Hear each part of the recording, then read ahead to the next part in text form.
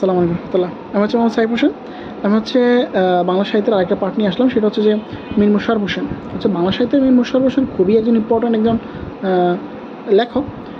তো আচ্ছা, এখন হচ্ছে আমি মীর মোশাররফ হোসেন বলবো। মীর মোশাররফ হোসেন বাংলা সাহিত্যের প্রথম মুসলিম ঔপন্যাসিক এবং নাট্যকার। মীর মোশাররফ হোসেনের সম্পাদক প্রতীক হচ্ছে আজিজুন নেহার এবং হিদুগরি। আজিজুন নেহার হচ্ছে তার প্রথম স্ত্রী।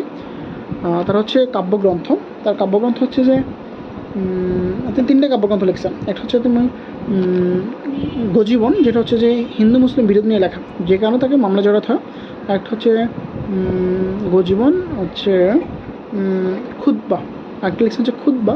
একটা হচ্ছে যে আমার জীবনে জীবনী কুলসুম জীবন, অর্থাৎ তার স্ত্রী কুলসুমকে নিয়ে, তার দ্বিতীয় স্ত্রী কুলসুমকে নিয়ে তিনি একটা প্রবন্ধ গ্রন্থ লিখছেন। ঠিক আছে, এখন যেটা শিখবো সেটা হচ্ছে যে নাটক। তার লিখিত কী কী নাটক আছে সেটা আমরা জানবো। তার লিখিত নাটক হচ্ছে তোমার বসন্ত কুমারী। এই বসন্ত কুমারী হচ্ছে যে বাংলা সাহিত্যের প্রথম সার্থক নাটক, প্রথম কোনো মুসলিম নাট্যকার রচিত প্রথম নাটক। মুসলিম নাট্যকার রচিত এটি বাংলা সাহিত্যের প্রথম নাটক।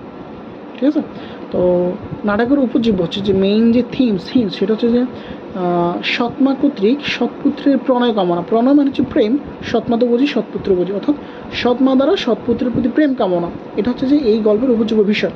ওকে, তিনি আরও যে তিনটা কবিতা লিখছেন সেটা হচ্ছে যে জমিদার দর্পণ, যেটা হচ্ছে শ্রেষ্ঠ দর্পণ, বেহুলা গীতাভিনয়, আর হচ্ছে আলাভিনয়। ওকে, এটা হচ্ছে নাটক। তিনি যে উপন্যাসগুলো লিখছেন সেটা হচ্ছে যে রত্নাবতী, যেটা হচ্ছে যে একজন মুসলিম রচিত প্রথম উপন্যাস। রত্নাবতী বাংলা সাহিত্যে মুসলিম রচিত উপন্যাস। আর হচ্ছে গাজী মিয়ার বস্তানি, আর একটা হচ্ছে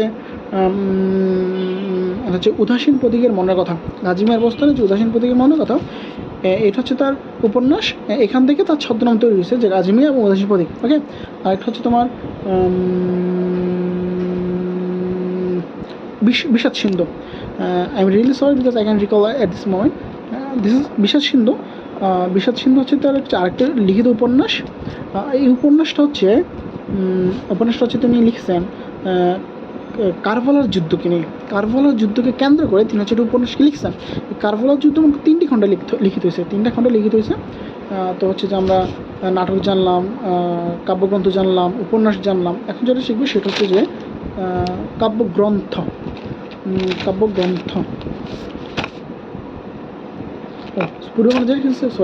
প্রবন্ধ গ্রন্থ শিখছি।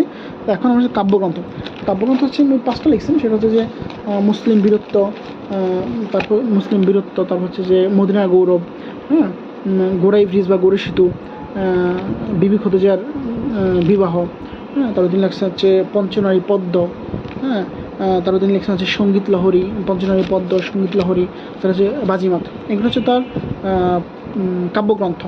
তিনি শেষ দেখেছেন যে প্রহসন কিন্তু বঙ্কিম লেখেন নাই, বঙ্কিম নাটকে লেখেন নাই। তো এই প্রহসন সেটা হচ্ছে যে প্রহসন লিখছেন সেটা হচ্ছে ভাই এই তো চাই, এটা হচ্ছে তো প্রহসন। একটা হচ্ছে যে ফাঁস কাগজ, একটা হচ্ছে একই, এটা হচ্ছে আরেকটা জিনিস হচ্ছে এর উপায় কী। ফাইন, তাহলে হচ্ছে আমরা হচ্ছে মোশাররফ হোসেনের প্রবন্ধ গ্রন্থ জানলাম, নাটক জানলাম, উপন্যাস জানলাম, কাব্যগ্রন্থ জানলাম, একটা হচ্ছে প্রহসন জানলাম। এখন এই মীর মোশাররফ হোসেনের যে হচ্ছে সাহিত্যিক গুরু, তিনি হচ্ছে কাঙ্গাল হরিনাথ। এই কাঙ্গাল হরিনাথ একটি দিনে পত্রিকা প্রকাশ করছেন, সেটা হচ্ছে যে গ্রাম বার্তা প্রকাশিকা, যেটা হচ্ছে কুষ্টিয়ার কুমারখালী থেকে প্রকাশিত।